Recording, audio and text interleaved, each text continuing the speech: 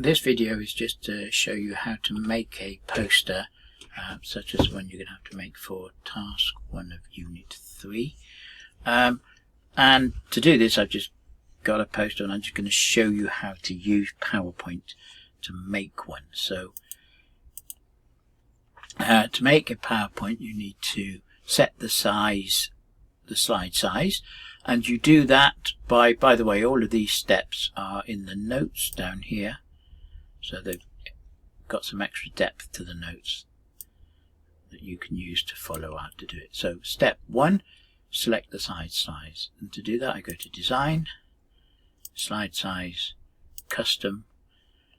I choose Custom, this is already set up for A3 Custom, and I put in the size, which would be 42 centimeters and 29.7 centimeters. You can choose portrait or landscape. I find landscape easier. OK, and that's set the size, and when I go to that, you will then see that it is that size, and it always alters slightly.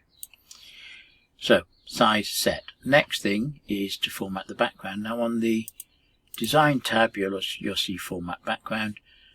You can also do it by clicking on the anywhere in the thing on the blank slide, Format the Background, but it will only format the background of a particular thing. So if I format the background here on an object, it will be slightly different. So format the background on the blank side.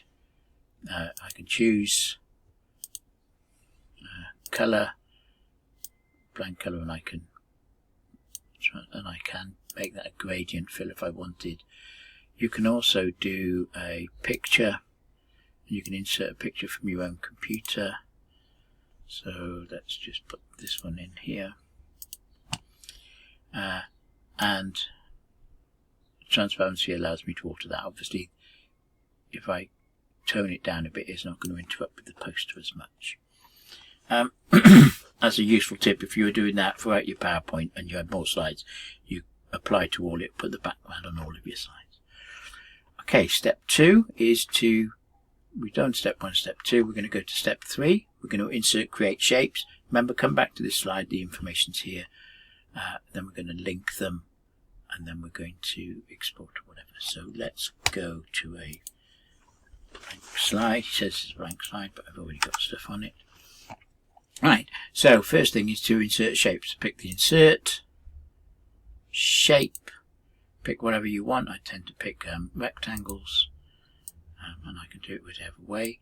So once I've gone to my insert shape rectangle, then when I come over my slide, hold down my left key, drag it a little bit, then release it, and that gives me the size. When I click inside it with my right button, normal button, I get the option to change the fill. I'm going to make this a power one. I can change the outline. I can make the weight of the outline heavier, and I can even change the color of that outline if I wanted to. There we go. Next step, insert text. Insert text box. Once I clicked on that, I come over here, it changes to a down arrow, hold the left button, drag, just to give myself some room. Then the cursor appears inside, so type in here. If you wanted to add more, you just click back on it and then you can put your cursor back in there to carry on. B-O. Or just put more. There we go. I can resize that. It doesn't really matter much at the moment. Then it's a question of resizing things. So when I click on a shape or a text box or whatever, I got these dots, and that shows me that's selected. I can put them at jaunty angles if I want to with that one. But here I can make it go wider, deeper. This is the better one, the diagonal, because then you can just play with it whatever shape you want. Pop that there. What we want to do at the moment is make sure that the shape is bigger than the text. Then what we do, we go back to the text, we click on the text, or we hover over it until we get that cross symbol. That means that I can now drag it just as drag and drop everywhere else. And I can drag it and drop it onto the shape. I can then, if I want to, just type more and more. What I can do now is, once I get a little bit more text into it, I can make the text box and size it within the shapes. That means that it will just keep filling up that shape nicely, and if it goes too much then it'll go past the shape, but you can deal with that later. So once I've got it in the text, then the text in the shape, then what I want to do is group them. So what I'm going to do is click on the text, hold down the shift key, click on the shape, and then in the home part here, if you're not there, hit the home, go arrange, group. Now that's grouped together, so when I move it, it just moves as one thing, and it means that when you type it's easy because it doesn't go wibbling about all over the place. So let's just repeat that. I've done the slide size in the design, slide size. I've done the background, hovered over the background, formatted the background, and let's go here. Oh, we'll just put a picture in this time just to show that I can do it as I'm doing it. Right, okay. Done. Insert shape. Take a shape. So you go to the invert, you choose shapes. There we go. Hold down the left button and drag it to size. Click in the middle of it, fill, change the fill color, and you can do the outline as well. You can play with style if you so want to. I won't worry about that. Then it's a question of the text. So we go click on the insert up here, text, drop it somewhere, give it a bit of space. Hello again. And when I highlight my text, I can change the font and the font size, etc., etc. Click on the text or hover over it so that I get that plus sign, take it over, put it in my shape, click on my text box, then click on my shape, or the other way around, holding down the shift key, group. That's now grouped together. And what I can do once I get things grouped in nicely, remember, once you've done this, you can then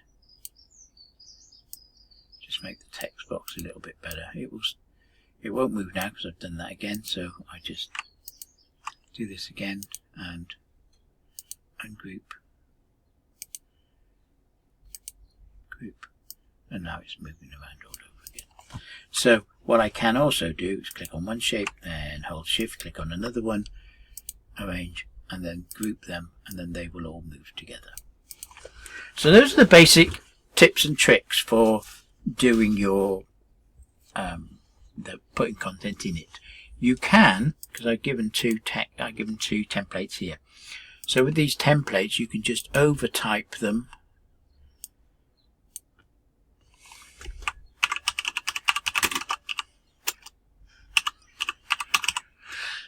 if you don't feel comfortable with your tech, and then text over there so it would be to the right, smaller size, whatever. And I can then also pop in notes down here. So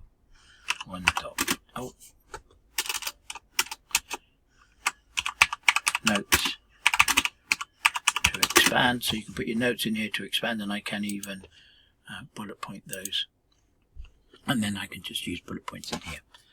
Same thing with this one. I've got some images you can move around, so you could drop an image and stick a name under it if you so wanted. Same thing.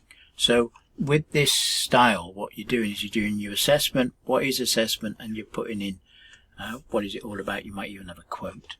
Here we're going to do an initial assessment with an example. So what is initial assessment? Give an example. Formative assessment, give an example. Summative, give an example. And then you can add the extra depth down in the notes. What you could also do is you can present the poster by sticking in your own verbal or audio. So what I would do is I would go to record, choose audio, recorded sound. If you want to, you can retype the file name if it makes you feel happy, and then type. And this would allow you to read out your poster, but also expand on that content. So you might say there are 3 types of assessment: initial, formative and summative. A formative assessment is that ongoing assessment that we make as the teaching is learning. It's assessment for learning, and we're doing it directly within the sessions. And a summative assessment is blah-de-blah. That allows you to add more depth. When you've finished your recording, you press OK, and you'll get a little speaker symbol. And if you pop that speaker symbol somewhere onto the PowerPoint, then you've got the audio there. What I can do is, there are some other settings for the audio where I can actually have it to come on automatically or whatever.